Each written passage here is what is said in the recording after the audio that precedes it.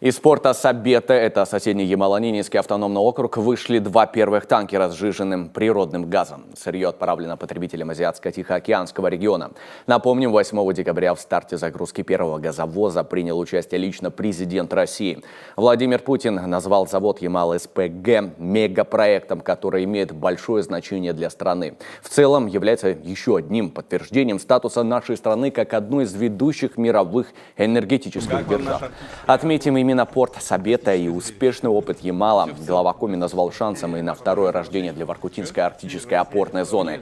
В июльском интервью агентству «Интерфакс» Сергей Гапликов заявил, что подобный консорциум российских и международных фондов доказывает, что они охотно вкладываются в длинные инфраструктурные проекты. Предложение, в частности, касается развития железнодорожной ветки от Сосногорска до порта Индиго и от Воркуты до порта Усть-Кара. В настоящий момент заполярная кочегарка не имеет прямого выхода к Северному морскому пути, однако выступает как один из стратегически выгодных опорных узлов с точки зрения транспортно-логистической инфраструктуры и социально-экономического развития Арктики. Для России это чрезвычайно важное направление. Это не только важное событие в энергетике страны, это не только важное событие в газодобыче, в сжижении. Это более масштабный проект, имея в виду, что перед нами стоят огромные масштабные задачи по освоению Арктики и освоению Северного морского пути.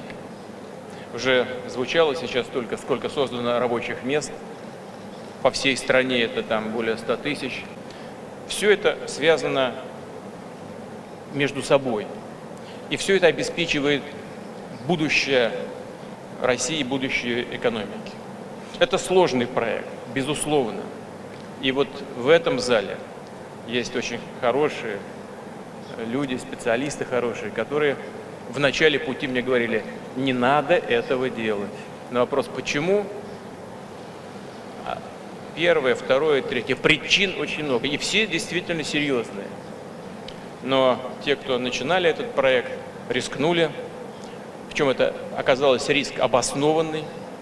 И добились результата.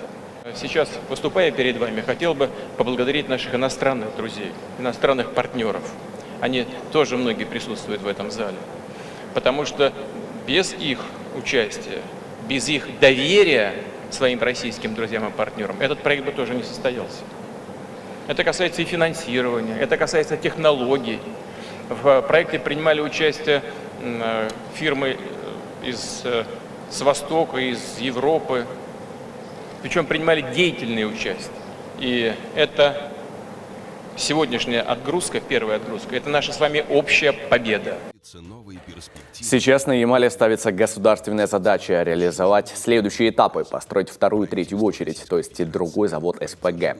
Не такой, как первенец, практически полностью созданный из российских материалов. В перспективе Сабета станет не монопортом, а многофункциональным. Загрузку Северного морского пути предполагается осуществлять в том числе через железную дорогу, которая проходит через нашу республику. Это сопутствующие инвестиции в инфраструктуру Коми.